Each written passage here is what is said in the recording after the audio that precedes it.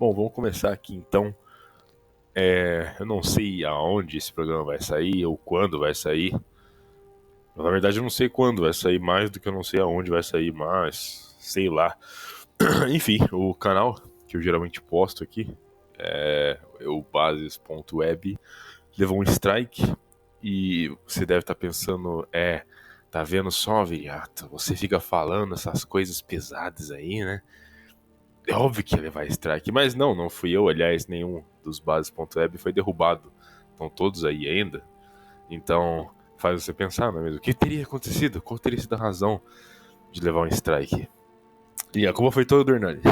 Obviamente. Tá, desculpa, Hernani, mas eu vou dar uma zoada em você aqui, mas...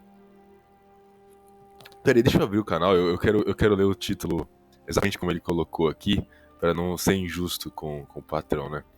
Porque ele colocou um título de uma maneira bem, vamos dizer, diferente, assim, certo? Fora do comum no que você vê no YouTube. Então, de certa forma, se você parar pra pensar, se colocar nos pés do YouTube, o Hernani meio que colocou eles no sinuca de bico, porque eles não tinham outra opção a não ser dar strike nesse vídeo. Então, é comum quando você toma strike, eu mesmo, quando eu produzia muito vídeo de uma vez num canal antigo, né, no canal onde eu comecei, quando eu fazia várias coisas lá, direto tomava strike, ainda tomo strike mesmo sem eu postar nada, meses, ainda, tipo, levo strike de vez em quando. Mas, ao longo dos anos, você, né, obviamente, você aprende certas coisas, você aprende como funciona o business, né? E também tem outra coisa que o YouTube ele muda de acordo com a época, né? E agora, essa época atual, por exemplo, coisas como nudez e conteúdo sexual, que foi a razão do strike, são muito mais pesadas do que qualquer outra coisa que eu já falei. Pro YouTube, no caso, isso vale muito mais. Por quê? Porque agora o YouTube ele tá nessa onda de advertiser friendly. E advertiser friendly, ele vai muito da questão do que é popularmente aceito. Então, popularmente aceito, você, por exemplo, fala de política e você tá lá um anúncio da Coca-Cola. A Coca-Cola vai achar um pouco ruim, talvez. Agora, se tem um vídeo falando abertamente de sexo, com palavrões no título, a Coca-Cola vai gostar disso nem um pouco, né? Eles não vão querer isso nem um pouco, na verdade. É uma coisa que você acha que não seria assim, né? Você pensa que não, a promiscuidade está sendo promovida o tempo inteiro, o que não é bem assim. Mas enfim, vamos lá. O título... o título do vídeo do Hernani aqui, que toma strike. Qual sua foda mais inesquecível? A melhor de todas.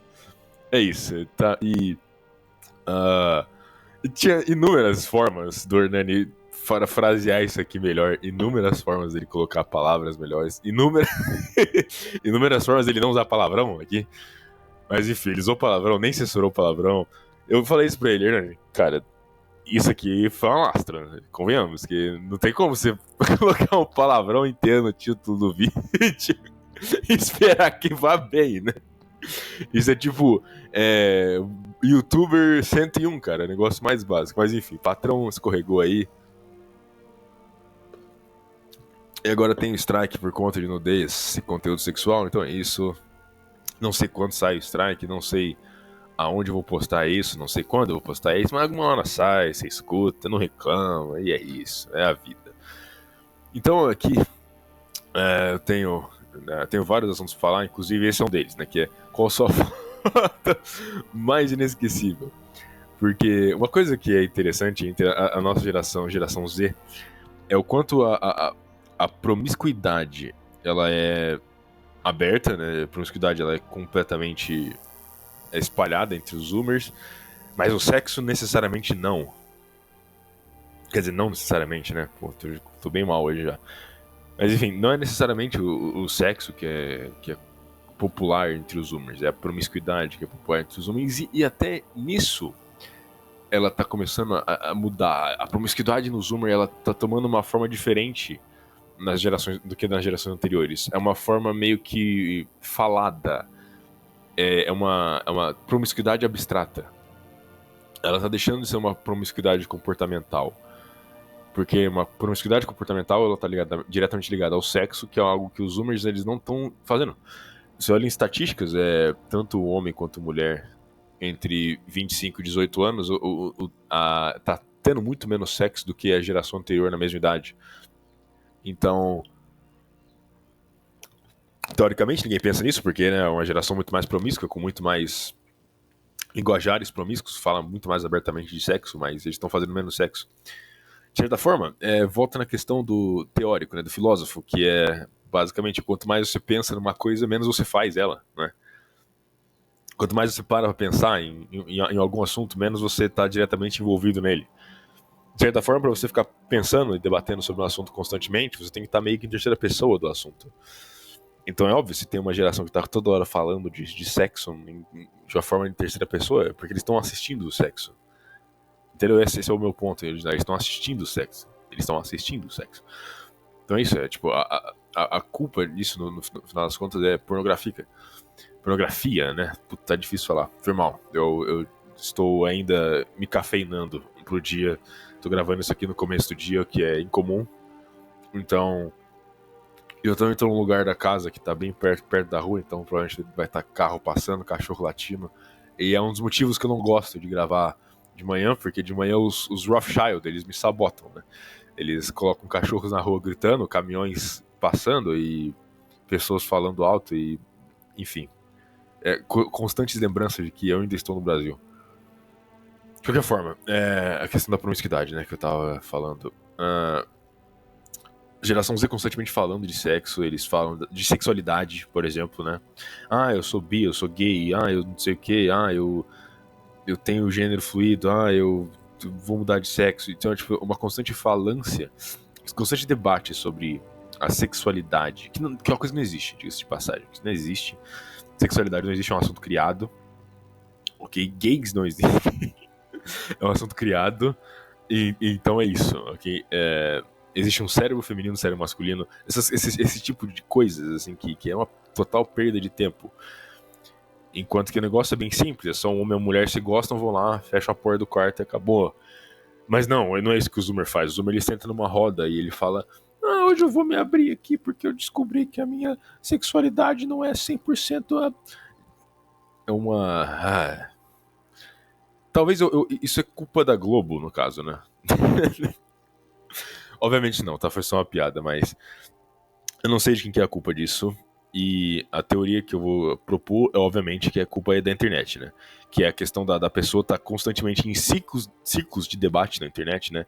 Grupos no Twitter, 4chan, Discord, Telegram. Então, tipo assim, a pessoa tá em um constante círculos, né, de debate. E daí ela vai pra vida real e ela quer trazer esse círculo de debate dela pra vida real. E ela acha que é assim que é um círculo social, né?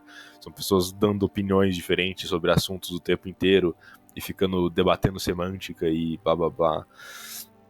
E aí o cara vai trazer isso pro relacionamento dele, e aí ele vai ficar discutindo sobre sexualidades com mulheres que ele tem um interesse, e aí enfim, a magia do sexo ali, ela acaba, né? Porque você tá falando de sexo com a pessoa que você quer fazer sexo, meio que não funciona, na verdade. Então, é isso, né? É todo um negócio meio paradoxal, assim. Nem sei se deu pra entender nada que eu falei aqui agora. De qualquer forma... vamos pra um outro assunto que tá meio que ligado a isso, que eu quero falar aqui agora, que é animes. E eu acho engraçado, tem não muita gente, mas algumas pessoas, quando eu falo de anime aqui, elas vêm reclamar. Elas me mandam mensagem no Telegram às vezes, mandam e-mail às vezes, dizendo que não gostam quando eu falo de anime, ou algo do tipo. Eu vejo muito comentário: não, esse aí tá falando de anime, não vou ouvir não. E aí eu penso, é interessante isso, porque o que eu quero trazer aqui hoje não é anime em si, eu vou falar de animes, mas o ponto principal vai ficar mais um negócio de fora. Porque na minha época de adolescente, assim, de jovem,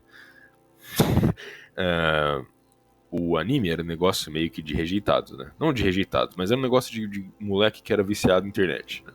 Moleque viciado em videogame. Era esse o pessoal que assistia anime.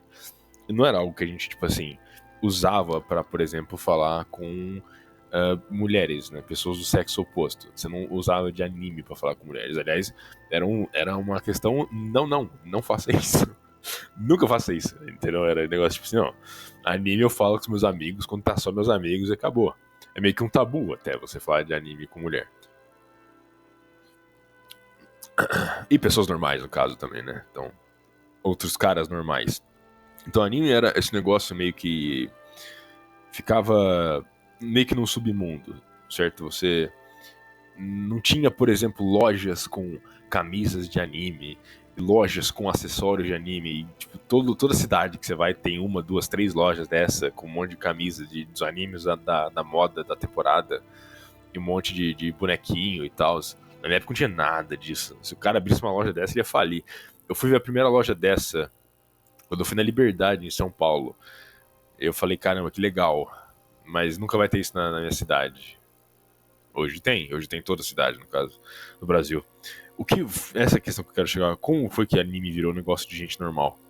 Tipo, qual foi o estopim, assim, pra, tipo, pum, agora pessoas normais, elas assistem anime também. Eu não digo que eu tô excluindo aqui animes que passavam, tipo, na TV aberta e que eram populares, tipo Dragon Ball, Pokémon, Digimon, Naruto, mais ou menos, etc. Eu tô dizendo que animes do tipo que você tinha que entrar num site todo fodido, cheio de vírus, pra ver uma legenda toda cagada, feita no, no Windows Media Player. E aí você pegava 5 vírus clicando no site de anime. E esse é o anime que eu tô falando. Não tô falando tipo, dos populares. Só que hoje isso é popular. E é popular no nível que é comum mulheres falarem sobre. Aliás, eu vejo mais mulheres falando sobre do que homens, aliás. Tanto que, se eu vou pegar meus amigos, tanto meus amigos na vida real, quanto os meus amigos, entre aspas, assim, que eu tenho pela internet, é muito incomum eu conversar sobre anime com eles. Raramente. De vez em quando, se a gente tá falando sobre algo que tenha em algum anime relevante, eu menciono isso. De vez em quando tem tipo, um ou outro amigo que a gente assiste o mesmo anime e aí a gente comenta sobre em 3 minutos e acabou. E é isso. Agora, eu me vejo constantemente bombardeado com o assunto anime. Desculpa. Constantemente bombardeado pelo assunto anime por colegas de trabalho, principalmente mulheres. E isso tá me fazendo questionar o que deu origem a isso. Por quê? Porque tanta mulher tá assistindo anime hoje em dia? Porque é algo praticamente feminino agora, né? Praticamente um assunto de mulheres agora, anime. Por mais que, por exemplo, eu converso, né? Puxo um assunto de anime, a mulher puxa um assunto de anime comigo, aí eu vou, por exemplo, falar, tá anime, ela fala assim, nossa, adoro esse anime. Esse anime é maravilhoso. Muito legal, gosto muito. E aí você fala do anime, de algum outro anime, ela olha pra você com uma cara de, sabe, aquela encarada de flúor, né? Ela olha com um olhar confuso, parece que a alma saiu e voltou pro corpo dela. Eu fiquei pensando, tá, tem alguma coisa aí, tem alguma questão aí. Por que que tem animes que você menciona e o olho brilha, ela fala bem, nossa, que anime maravilhoso. E tem outros que ela, tipo, fica, hã? Ela fica até confusa, ela nem entende o que você falou. Parece até que você falou japonês. Piadas à parte, o curioso nessa piada é que até elas decoram o nome de animes que é uma frase inteira em japonês, mas aí você fala o nome de um anime que é só, tipo, 2 sílabas. E aí elas dão essa encarada, tipo, hã? Enfim, isso aí me trouxe numa reflexão um pouco mais profunda, talvez. Tão profunda quanto o rabo do Sr. Nani. Brincadeira.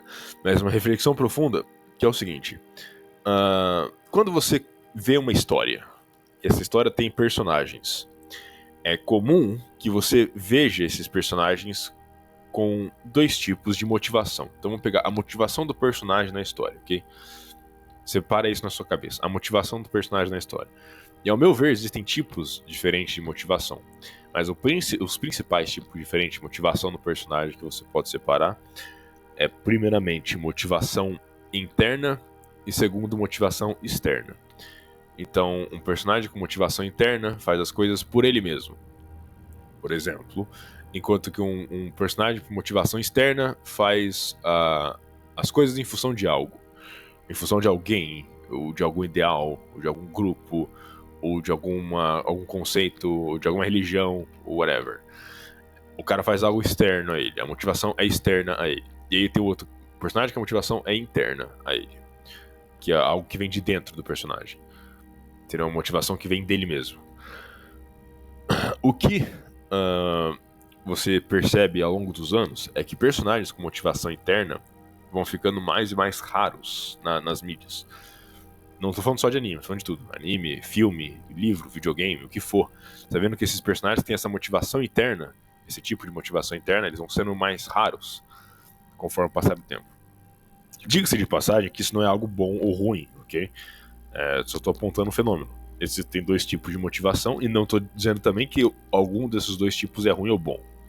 Tô dizendo que existe os dois. E é algo que você vê milenar. Por exemplo, Ilíada aqui, que eu sempre trago porque Ilíada é a história da história para ilustrar como uma história é escrita. Como uma história é escrita. Mas Ilíada, história mais importante. Heitor é claramente um personagem com motivação externa. A motivação é a cidade dele, né, as muralhas de Ilion. A motivação é a família, o filho, a mulher, o pai, o irmão, por mais que ele discorde, não goste do irmão, mas é isso. Entendeu? A motivação dele é proteger aquilo ali. Ele é o homem patriota, né? Ele é o homem da casa, o homem da família, o patriarca. Enquanto que a motivação de Aquiles, né, em contrapartida, é completamente interna. Ele tá ali simplesmente pela glória. Ele não liga se Agamenon vai ficar com a cidade depois, se ele vai destruir a cidade depois. Ele não liga pro Agamenon em si, ele, bem no começo, no livro 1, ele já reza pra Zeus soltar a macumba no Agamenon, porque o Agamenon sacaneou ele. Ele não tá nem aí pra nenhum personagem, menos... O único personagem ali é o Patroclus, que ele também é o melhor amigo dele, mas a motivação em si do Aquiles estar ali, na praia, na beira de Ilion, é glória, é uma motivação interna. Então é isso. Então, dois personagens ali na mesma história com motivação interna e motivação externa. E, bom, né, o resultado disso é que, no final, o que eu posso dizer é que a motivação interna ela tende a ser mais forte do que a motivação externa. Mas, a principal diferença entre as duas é que a motivação interna é algo estritamente masculino. É algo que só uma mente masculina consegue entender plenamente, simpatizar plenamente, ou ter uma empatia, vamos dizer assim. Mas é algo que só uma mente masculina consegue entender de forma plena. Por quê? Porque é algo que uma mente feminina não consegue conceber. Você vê, por exemplo, mulher, você vê mulher comentando a Ilíada, por exemplo. Eu gosto muito do Heitor, mas o Aquiles eu não sei, eu não entendo muito bem esse personagem. Ele não faz muito sentido pra mim. O Heitor faz muito mais sentido, porque ele defende a família dele. Entendeu? E aí volta em mídias, que eu gosto, diga-se de passagem, que eu gosto bastante. Mas você pega, por exemplo, voltando nos animes, né, que foi o meu exemplo inicial. Você vê os animes que são populares entre mulheres. Qual que é o anime mais popular entre mulher? Naruto. Não é mesmo? Qual que é o anime mais popular entre homens? É Dragon Ball. E aí você pega as motivações dos personagens principais. Você vê que Dragon Ball tem muito mais motivação interna, personagens com motivação interna, enquanto Naruto tem muito mais oposto, muito mais personagens com motivação externa. É tipo, eu quero ser o prefeito, quero ser o prefeito da vila, eu quero vingar o meu clã, eu quero isso, eu quero aquilo, eu quero provar pros outros que eu sou bom, eu quero salvar meu amigo. Não sei, essa constante, tipo assim, tudo em função dos outros, nada em função de si mesmo. Um outro personagem, acho que o Rock Lee, né? O Rock Lee é um personagem que tem uma motivação interna. Por isso que é o melhor personagem do Naruto, né? É o personagem que todo mundo gosta, todo homem gosta, no caso, né? Então é isso. Enquanto Dragon Ball, todos os personagens têm uma motivação interna muito forte. Principalmente o Vegeta, por exemplo. É a personificação da motivação interna, né? Então, seguindo, voltando no ponto principal, anime e gostos femininos. Tem uma coisa que eu já mencionei, acho que foi um dos primeiros Contraversão, muito tempo atrás, que foi a questão do Yakuza, o jogo, franquia Yakuza. É verdade. Foi no Contraversão mesmo. Lembrando aqui agora. Que é a questão do... No Japão, a série Yakuza, o público-alvo não é masculino. Isso é uma coisa que quando eu descobri eu fiquei surpreso, né? Porque, Yakuza, tipo, é um monte de cara shapeado, todo tatuado, descendo cacete um no outro. Opa, ficou meio... Opa, volta aí, corta aí. Não, deixa... Vamos começar de novo, não ficou muito bom não. Ficou meio Hernani isso aí. Ficou meio qual sua foda, mas inesquecível. Mas enfim. O que eu tava falando mesmo? Enfim, Yakuza, né? Que é um jogo de ação. Tá? É um jogo de ação, às vezes meio mindless, não tem muita história. É um cara tipo B10, estoico, tipo, nada afeta ele tá sempre com a carranca, sempre com squinting hunter eyes. E aí ele, pum, tira o terno e aí tem a puta tatuagem de dragão nas costas dele. E aí ele, pá, desce socos no cara, né? Não vou cometer o mesmo erro. E é isso, né? Uma coisa que, de certa forma, tipicamente masculina, certo? Isso é à primeira vista. Se você joga os jogos de Yakuza, você vai ver que isso é, sim, um aspecto do jogo, mas também tem outros aspectos do jogo. A história, por exemplo. E, como eu estava falando antes, Yakuza, no Japão, ele não é feito pro público masculino. O público masculino não é público-alvo. A maior parte do público do Yakuza, da série Yakuza, no Japão, é feminino, é mulher. E, de novo, né, isso me fez... Isso é algo que eu lembrei agora por conta dessa constante bombardeio de anime que eu tenho por mulheres conversando. E aí eu fico pensando, tá, tem alguma relação aí? Talvez tenha. Vamos teorizar aqui. Por que anime, por que o Yakuza seria tão popular entre mulheres no Japão? Vamos ver a história do Yakuza. A história do Yakuza, principalmente. À primeira vista, você acha que é um negócio extremamente masculino, mas não é tanto assim. E como eu disse antes, né, a questão da motivação interna e motivação externa. O Kiryu, o protagonista de Yakuza, ele não tem motivação interna nenhuma. Tipo, absolutamente nenhuma. Ele já é um cara tipo, extremamente forte, ele já basicamente bate em quem ele quiser. Ele é praticamente o deus da luta no jogo. Por mais que o jogo seja divertido e tal, usa gameplay. Mas na história do jogo, tipo, ninguém chega perto do Kiryu, ninguém coloca um dedo no Kiryu. E a história gira em volta dele proteger a filha da mulher que ele era apaixonado quando era mais novo, só que não é filha dele, obviamente. Então ele é meio que, tipo assim, ele é um um padrasto pra filha da mulher que ele gostava, sendo que ele nunca nem teve nada com a mulher. Então ele é tipo sei lá, é estranho. Então, a história do Yakuza gira em torno dele cuidar dessa menininha, dessa garotinha que é a filha da mulher que ele era apaixonado por ela. E enquanto que, tipo assim, o melhor amigo dele tá querendo, tipo, dominar toda a estrutura da Yakuza, né, da máfia japonesa, e ele quer impedir isso, que isso aconteça. Então, no final das contas, a história do Kiryu é inteira, tipo, no começo, pelo menos, é inteira em motivação externa. E isso me lembra outra coisa, que é, tipo, Velozes e Furiosos. Que também é a mesma coisa, é uma série de filmes que ela... No começo, ali no primeiro filme, os personagens eles têm motivações internas, mas ao longo do tempo vai ficando aquele negócio do tipo, família, family, I do it for the family, aí enfia o carro dentro do avião e tal. E volta na questão que eu tava falando antes, que é a mulher não consegue compreender essa questão da motivação interna. Uma mente, não vou dizer mulher, mas uma mente feminina, no caso, uma mente feminina. Porque vai ter mulheres que vão entender isso da mesma forma que homens. Só que são mulheres que não batem muito bem na cabeça, diga-se de passagem. De qualquer forma, se você faz essa observação que eu fiz aqui agora, você pensa, tá bom, mentes femininas não conseguem compreender motivação interna. Agora, motivação interna é compreendido por todos. O que eu vou fazer se eu produzo mídia? É óbvio que eu vou produzir mídia massivamente para quem compreende motivação externa. Então eu vou fazer com motivação externa um trope, né, uma recorrência muito maior do que motivação interna. Que faz sentido.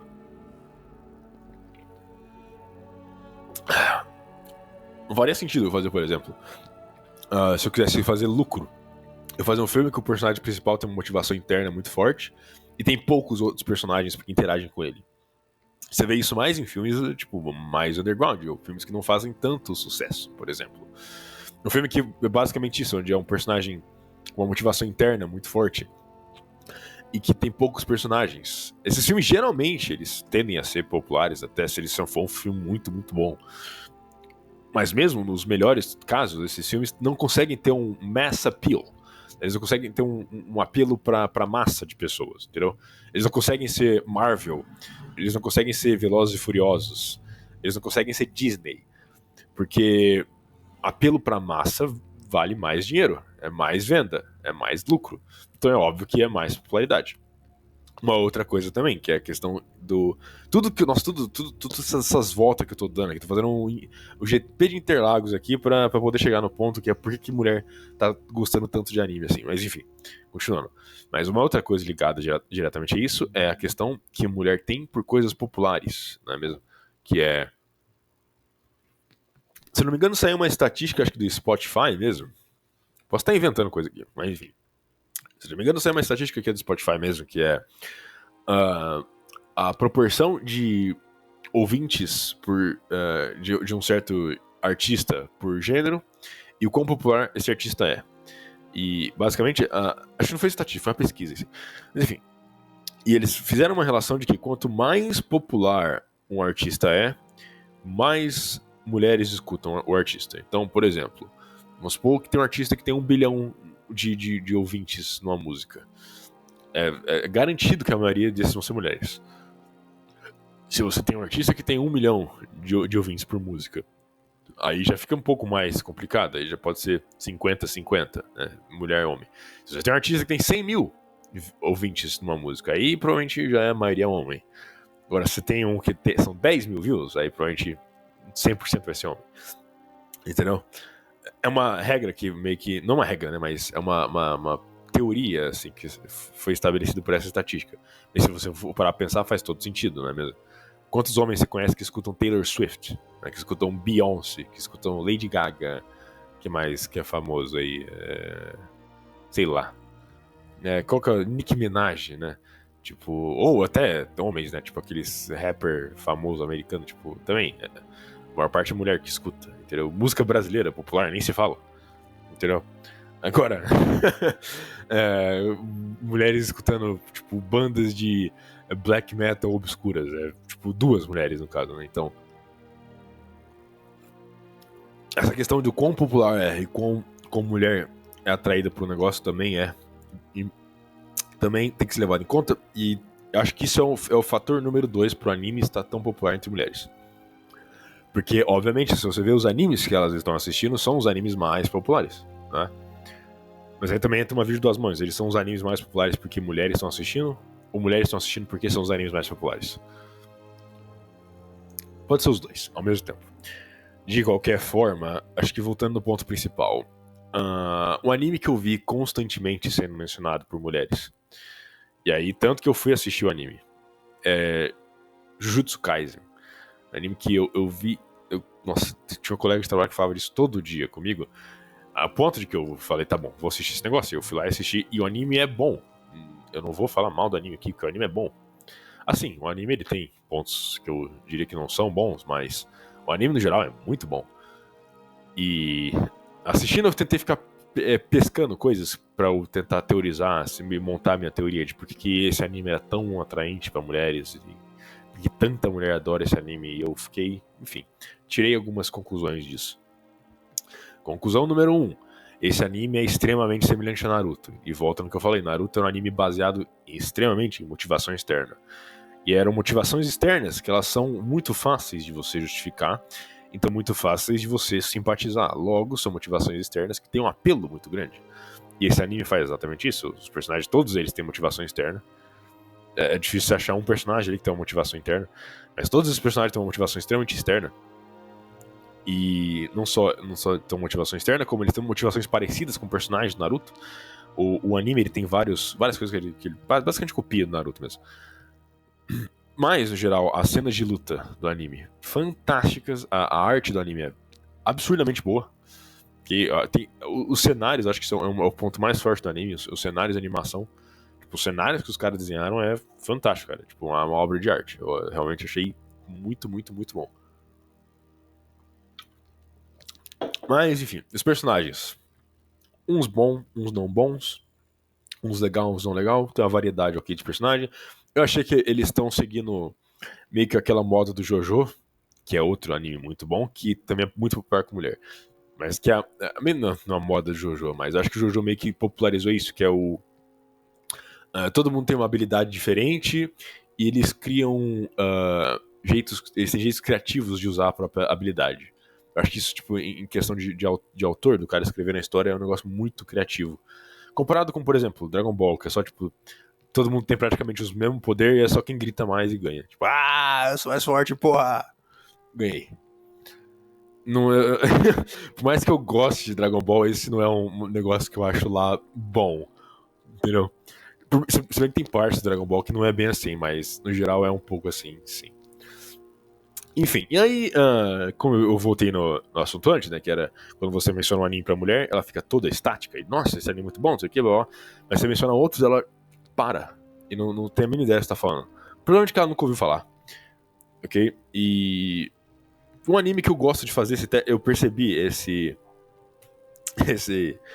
fenômeno quando perguntavam, né, o que eu tava assistindo, eu falava, agora eu tô assistindo Baki. 2 sílabas, Baki. E elas olham pra você como se você estivesse falando. Se você tivesse acabado de recitar a Bíblia em grego pra elas, porque elas não entendem nada. Mas aí você fala, tipo, um anime que o nome é, tipo, Shingeki no Kyojin. Nossa, isso é muito bom, isso é maravilhoso. E aí eu fiquei pensando, tá, aí tem alguma coisa, aí tem algum motivo. Se você assistir Baki, que eu já recomendei aqui algumas vezes, você vai ver. Baki é um anime onde não tem personagem nenhum que tem motivação externa. Ele não tem um personagem com motivação externa. Quer dizer, deve ter um ou outro, mas a questão do Baki é que toda a história ela é bem simples, mas ela é simples num nível que ela consegue desenvolver vários assuntos complexos dentro dela, na sua simplicidade. Um assunto complexo desse, que foi tratado bastante na última temporada do anime, que é o arco do mangá do pai e filho, né? Que quando o Baki e o pai dele vão ter um confronto em final entre os dois ali, o confronto que está se escalando durante a história. E essa parte é muito boa, porque tem toda a questão do conflito que todo homem tem com a figura paterna. Do conflito do pai em tentar passar os valores pro filho sem como eu posso dizer, sem impressionar o filho. Então, tipo, tem toda uma dinâmica de pai e filho que é constantemente presente na vida do homem, tanto como filho como pai,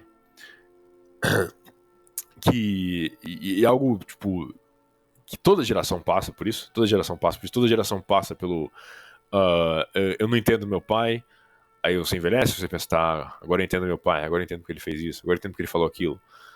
Tanto quanto a pressão do pai em si mesmo, por tipo, o que ele vai passar pro filho, o que ele espera do filho, tanto quanto a pressão do filho, do que o pai espera dele. Então, todas essas questões que, no fundo, são coisas básicas, até meio que do dia a dia, coisas rotineiras, o Bach trata isso, a história do Bach trata isso de uma maneira excepcional, muito, muito boa, dentro de, né, lutas muito legais também, e, tipo, bem fantasiosas algumas horas, mas, enfim, faz parte do anime. E aí que tá, né? É um personagem onde o tema central é uma relação entre pai e filho, e todos os personagens em volta, tanto os coadjuvantes quanto os protagonistas, todos eles têm uma motivação interna extremamente forte. A ponto de, né, um dos arcos do anime é só eles basicamente sabendo que vão morrer e indo lutar lá com o Homem das Cavernas, né, com o Pico. Eles sabem que vão morrer, mas eles querem, não, é o desafio supremo. Se eu não superar isso, eu não sou um guerreiro digno de viver, então não tem problema. Eu vou lá, eu vou morrer pro Homem das Cavernas. Então, é isso, entendeu? É uma coisa que se você explica isso pra mulher, ela vai olhar pra você com uma cara de, tipo, você acabou de falar que o gato dela fede a cu. Porque é compreensível pra uma cabeça feminina esse tipo de ação. E é isso, essa foi a minha conclusão final. Minha conclusão final foi que Baki é um anime que provavelmente não tem uma mulher que assiste, porque nenhuma mulher vai entender. Momento em Cell Should, mas é verdade. Enquanto que esses outros animes, onde a motivação do cara é eu quero salvar meu amigo, eu quero ajudar as pessoas do mundo.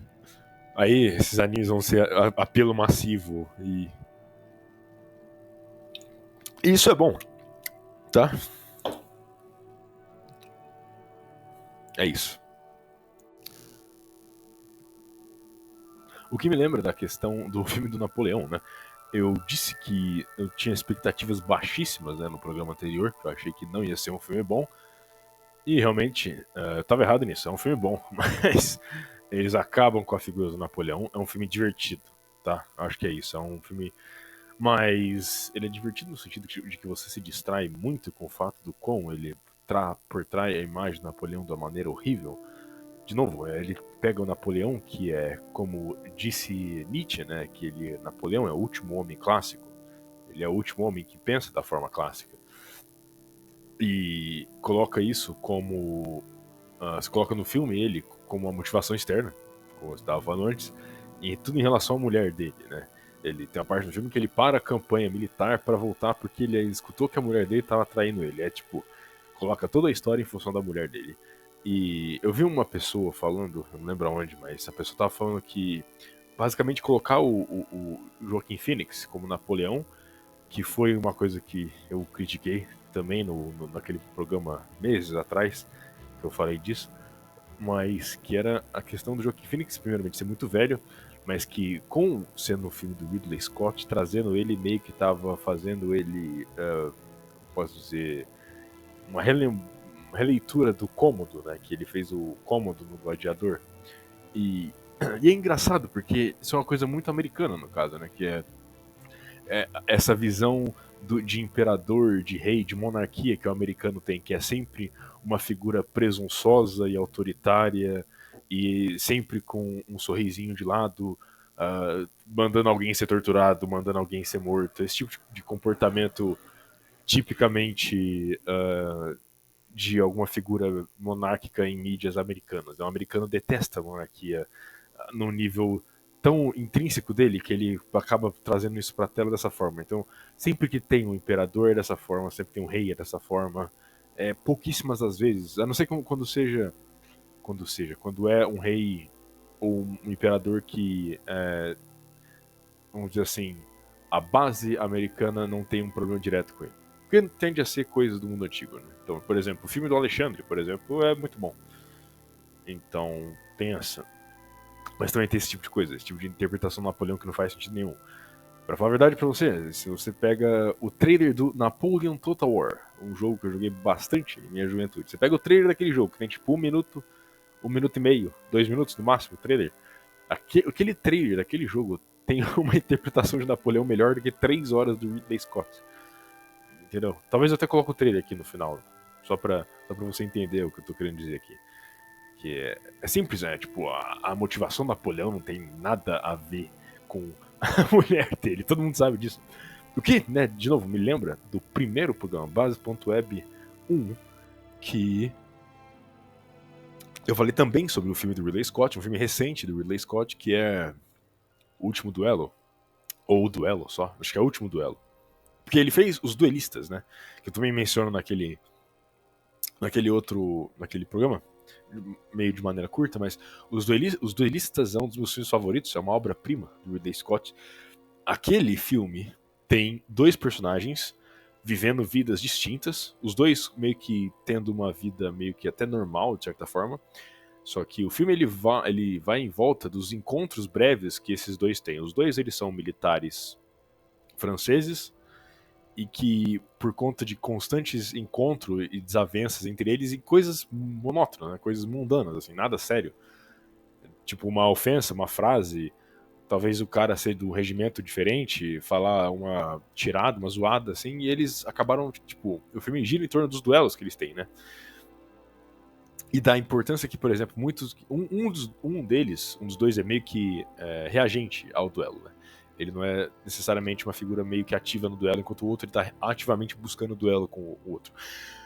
De qualquer forma, a figura dos dois é muito forte nessa questão do tipo, tá, ele está me desafiando e questionando a minha honra, questionando a minha integridade.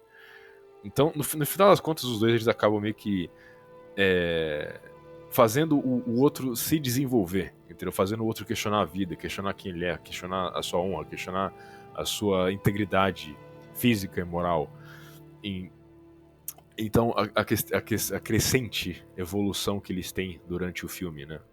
Pelo embate que um tem com o outro. De novo, uma questão dos dois personagens, que meio que não é um antagonista ou protagonista, mas os dois personagens que são motivados internamente por si mesmos e pelo seu adversário simultaneamente. Então é um filme genial, é um filme muito, muito bom. Recomendo bastante. Os Duelistas, de Ridley Scott, de 76, não lembro agora. Mas basicamente é isso, são dois que se passam no mesmo período do Napoleão, olha que interessante, mas Napoleão não é parte do filme, o filme é focado nesses dois caras, que são dois membros do exército francês. E aí, durante diferentes pontos nas guerras napoleônicas, eles se encontram e um desafia o outro com um duelo. Né? E no final eles têm o último duelo. Mas é isso, o filme é Os Duelistas. Muito bom esse filme e retrata exatamente isso, que é um dos motivos também pela qual eu já falei isso aqui, acho que uns 2 programas atrás, mas o duelo seria uma coisa muito beneficial na sociedade atual. Entendeu? Eu desafiaria o Lula para um duelo. A presidência deveria ser resolvida com duelo. E Bolsonaro deveria desafiar Lula para um duelo. Que sabres ou pistolas? Garroncha, né? E é isso. E o Hernani seria um ótimo duelista, porque ele entende de sabre e ele entende de pistola. Então, para voltar no ponto inicial da questão, por que mulher gosta de anime, por que anime se tornou tão fervente entre pessoas normais, na questão da mulher, eu acho que é uma mistura entre ser popular, então anime se tornar algo popular em si, entre os homens, e aí, obviamente, algo se torna popular, atrai mulher, as mesmas histórias de sempre, mas também porque tem uma variedade de personagens com uma motivação externa minimamente bem feita, o que é meio que ausente em mídias ocidentais. Então isso atrai qualquer pessoa, no caso, não só mulher, não só homem, é todo mundo. Você, se sente atraído por isso. Mas a minha pergunta principal, no caso, era por que certos animes são populares com mulheres enquanto outros não. E essa foi a minha conclusão, que é até meio posso dizer inconsistente, não é inconsistente a palavra que eu quero, é inconclusivo, a minha conclusão é inconclusiva, mas que é a questão de motivação interna, que é incompreensível para uma mente feminina, e em grande parte para homens, que eu diria que são incompletos, no caso. Não que não são homens, mas que eles não atingiram uma plenitude ainda na mente masculina, digamos assim. Então, esses dois tipos eles acabam tendo uma certa rejeição com personagens que têm motivação interna muito forte, pouco estabelecida, óbvia, uma certa motivação que você precisa ter uma mente semelhante para falar, tá, eu entendo, eu entendi, eu entendi o que você quer dizer. É isso. E ao mesmo tempo que anime se torna algo tão comum entre essas pessoas também, que justamente é um dos poucos lugares onde você ainda tem esses personagens desse jeito. Por exemplo, Berserk é um grande exemplo disso, né? Um grande exemplo de um personagem com motivação interna, de personagens com motivações internas. E que são coisas que é uma coisa que só uma mente masculina consegue compreender a jornada daquele personagem. Entendeu? É isso. Enfim, vamos pegar uns e-mails para ler aqui que eu acho que eu falei demais. E eu não cheguei a uma conclusão boa, então é isso. Peço desculpas. Se você entendeu, parabéns. Se você não entendeu, a culpa é mais minha do que sua. Então, fazer o quê? Vamos lá, 880. Olá, bases. Hoje minha pergunta será simples. Qual é o limiar entre a testosterona alta e a degeneração? Até que ponto é T por high testo e não apenas perversão? Entendi muito bem o que você quis dizer aqui. Você está querendo, por exemplo, dizer... E, sei lá, ficou meio enigmático essa pergunta aqui, mas eu acho que você quer dizer, por exemplo, aqueles caras que tomam bomba e aí saem comendo todo mundo porque tá com a testa no talo. Aí eu já não sei, né? É uma perversão, de fato, né? É um libido meio artificial, no caso, né? É um libido que o cara não tem. Por exemplo, você vê vários relatos, por exemplo, no Reddit, né? Ei, Reddit. Reddit r/steroids, é que os caras falam de bomba. Você vê vários relatos do cara, comecei a tomar trembo e fui comer traveco. Comecei a tomar isso e saí com uma gorda. Comecei a tomar aquilo e comi uma veia. Então, assim, eu acho que basicamente não é algo natural, ok? Eu não acho que existe um cara que é tem uma testosterona natural alta, no nível que ele pensa, ok, meu libido tá alto o suficiente pra eu comer um traveco gordo. Eu acho que naturalmente não existe alguém assim. Eu acho que, na natureza, tô dizendo assim, no estado natural do homem, eu acho que precisa ou do cara tá no estado mental alternado, ou precisa de muita bomba pro cara chegar nisso. Então, talvez sim, mas eu acho que a questão é, também tem aqui, o problema não é só a testosterona em si, mas o balanço, né? Porque tem o cara que está horny, vamos dizer assim, o cara está com a libido alta por testo, e tem o cara que está com a libido alta por estrogênio. Estrogênio também aumenta a libido. E são coisas diferentes, são coisas distintas. E o cara pode estar com os dois altos e estar com a mistura disso, das duas coisas. O que também é outra situação ainda mais alarmante. Que é provavelmente a situação do cara que está tomando, por exemplo, trembolona, né? Tomando testo, trembo, não faz. Não usa inibidor de aromatase, aromatiza isso tudo, aí fica o testo lá em cima, estrogênio lá em cima, quer passar a rola em todo mundo, mas a rola tá meio mole. Many such cases. Vamos lá. Próximo e-mail. Vizinhos. Boa noite, senhor. Bases Viriato. Opa, eu acho que eu caguei no áudio. Vou descobrir depois. Enfim. Boa noite, senhor Bases Viriato. Estou escrevendo isso enquanto ouço alguns indivíduos com QI certamente semelhante ao de um. Não entendi o que eu quis dizer. Ao de escutarem música eletrônica ruim, alta, gritarem e rirem de moto sem escapamento. Eu nunca tive problemas com barulho em nenhuma casa que morei, e recentemente, mesmo tendo mudado para uma avenida, continua assim. Acontece que no último mês abriu uma tabacaria chamada. Não vou ler. Leia só você o nome. Evite me doxar. Obviamente, né, cara? Era mais fácil não falar o nome, né? Enfim, estou sentindo na pele como alguns brazucas podem realmente ser incômodos e não só comicamente burros quando estão gritando às 10h30 de uma segunda-feira no seu ouvido. Escrevi só para extravasar minha insatisfação de viver por 17 anos numa cidade tranquila no sul, mas que parece estar se tornando algum distrito da Zâmbia, pouco a pouco. Isso é, na verdade, isso é gentrificação, né? É basicamente isso que se trata de gentrificação. E isso é uma coisa que eu estou vendo acontecer também na cidade que eu estou morando, que é a questão de lugares pacíficos, ok? Lugares pacíficos, onde você tem a abertura de algum comércio específico que torna aquele lugar não pacífico por algum momento. O mais comum que você tem, que acho que é o denominador mais comum entre as cidades brasileiras atualmente, é a adega, né? Acho que a adega é toda cidade, todo bairro de toda cidade, no Brasil praticamente, abriu uma adega, que é basicamente só um depósito de bebida que junta uma galera na frente e fica enchendo a cara no meio da rua. O problema é que é tão fácil você fazer um negócio desse, tipo, não é que nem um bar que você precisa de uma estrutura, fazer, sabe, cadeira, banheiro e tal.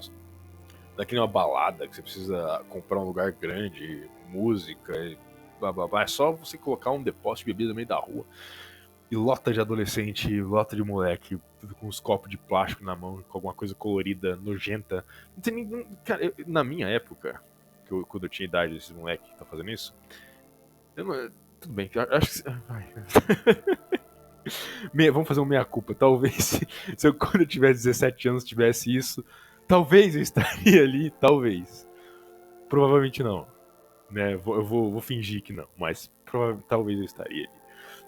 Porque é barato o negócio e enche a cara. Então, é óbvio que vai atrair vários jovens que não têm dinheiro para tomar coisa decente. Então, creio que seja isso. Mas é que também tem junto um monte de moleque filho de rico, playboyzinho, que tem dinheiro para tomar um negócio bom, mas também tá na onda dos amigos, eu não sei. Mas é um fenômeno cultural merda, que é essa questão desses tabacaria, adega, esse negócio que junta um monte de gente barulhenta, falando alto, no meio da rua. E final de semana até entendo, eu acho ok, beleza, aproveita. Agora, os caras fazem isso tipo na terça-feira, 10 horas da noite, na quinta-feira, 7, tá de sacanagem, né? Enfim. Perdi a aba do e-mail, aqui achei. Vamos ver aqui.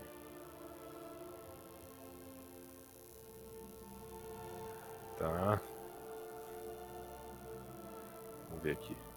No último Bases Web 39, durante a leitura de e-mail que falava sobre a guerra contra a beleza, você discorre sobre crianças entrarem em conflito com seus instintos e dê um exemplo que você se recusou a ser específico.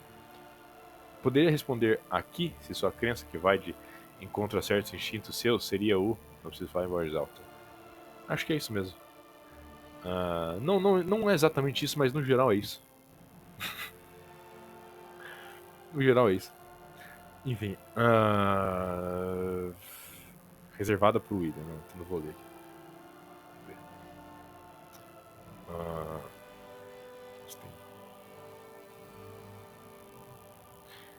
Boa tarde, Bases. Você...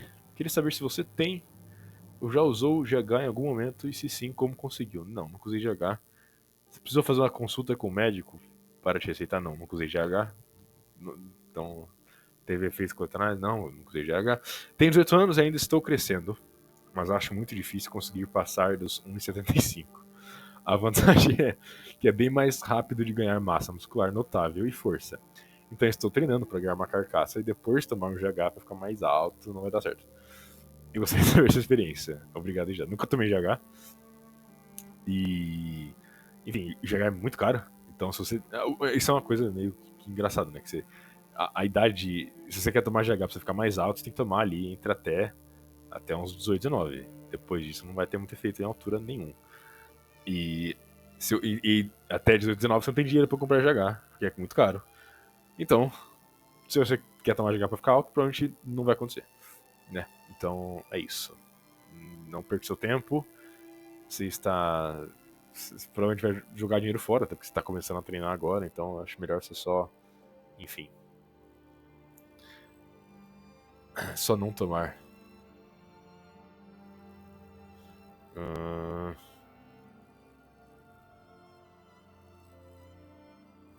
Creepypasta. A população da Índia deve superar da China até meados de 2023. De zona já superou, né? Então... Aliás, tá tipo, junto com o certo outro povo, né, que eu já falei no outro programa, odiar indiano tá meio que virando a norma agora, né? Tá meio que não só virando a norma, mas como é algo popular, algo fácil de se falar. Principalmente em países do ocidente, onde não tem altas concentrações de indiano, até porque, por algum motivo, eles não consideram o indiano meio que uma minoria, né? Eles consideram o indiano uma meio que tá ali num meio termo, numa zona meio cinza ali. Tipo, você pode falar mal, mas até um certo ponto, entendeu?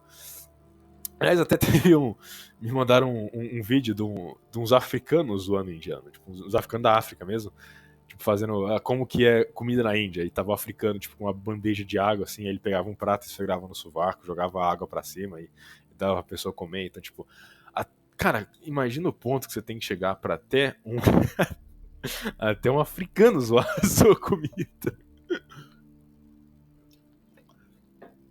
E isso é uma questão mais profunda. Eu cheguei a falar sobre isso em um base.web também, mas foi um que ficou muito bagunçado, teve um monte de coisa aí em cima da outra. Eu acho que isso é um dos programas que eu acho que fica ruim, quando fica muito bagunçado. Eu acho que quando eu estou bagunçado nos meus pensamentos é ok, porque é só eu, mas quando tá eu e mais outras pessoas, todo mundo fazendo uma linha de raciocínio diferente, eu acho que fica muito bagunçado, me parece uma convulsão ouvindo isso. Enfim, mas é que a questão do Código de Manu, né? O Código de Manu, que é o livro que estabelece as castas indianas, que não é algo tão antigo assim, o Código de Manu, no caso, as leis de Manu são de 200 e poucos antes de Cristo, então é mais recente que Alexandre o Grande, por exemplo. Então, não é um negócio tão velho assim, mas é basicamente a formalização do sistema de casta, né? Você pega o sistema de casta que já existia, você coloca ele em escrito, e aí vira como que chama? É, Manusmriti, né? Manusmriti, negócio assim, em hindu. E é isso. E nele ele tem várias especificações diferentes para tanto funções de casta, quanto como certas castas devem ser tratadas, e especificamente certas misturas de castas. Ele é bem específico em relação à mistura de castas, e ele trata castas não como castas, né? Como eu acho que nisso pelo menos eu consegui explicar lá, mas o código de Manu que ele trata das castas como tribos diferentes. Então elas são tribos, no sistema de casta, entre aspas, são tribos diferentes. Então ele não é um sistema, tipo, piramidal, como muitos colocam assim. Ele é hierárquico, sim, de fato. no quesito religioso, mas ele não é, de certa forma, uma pirâmide. Ele é meio que um círculo, assim, dividido. Existem funções divididas entre as castas diferentes, no sistema hindu, no caso. E aí que tá. E dentro desse círculo você tem as castas principais e você tem certas misturas dessas castas. Mas fora desse círculo você tem outras castas, outras misturas de castas que elas acontecem. E as mais baixas, eles são os que chamam de apraparta. E os aprapartas, eles ah, são tratados de uma forma meio que, vamos dizer assim, ah, subhumana. Pode deixar. Eles são tratados de uma forma muito grotesca. E é coisa do tipo, eles não podem usar roupas eles só podem usar roupas que são tiradas de corpos, eles só podem beber água de lugares onde o animal pisa e deixa poça, então água de pântano, água de terra molhada. Eles só podem beber água, diga-se de passagem, não podem usar água para se limpar, ou nada disso. Eles só podem comer coisas que as pessoas dão para eles. Tem várias coisas assim. E esses são o povo que, segundo os códigos de Manu, o código de Manu resultaria da mistura de certos grupos de caça diferentes. Então, assim, o que acontece existiam pessoas que viviam nessas condições na Índia durante muitos anos, ainda existe em alguns lugares, e que tá, e a Índia teve inúmeras crises de doenças, de disenteria, de pessoa morrendo por conta dessas coisas, ficava mexendo com o corpo, jogando o corpo na água e bebe água suja, enfim. E aí, basicamente, enquanto que no Código de Manu é estabelecido que as castas mais altas elas têm uma certa higiene, a higiene é meio que, tipo assim, abandonada pelas castas mais baixas. E você não vê isso em nenhum outro lugar do planeta Terra. Não tem isso. Não tem isso em nenhuma outra cultura do tipo, tá, vamos pegar esse povo aqui, vamos fazer eles usar roupa de morto e beber água suja. E que tá, né? O problema e se eles começarem a virar uma porcentagem grande da população? E se essa cultura, isso virar um negócio cultural ao longo do tempo? E se? E se? Bom, eu deixo essas as minhas considerações finais aqui. Tchau.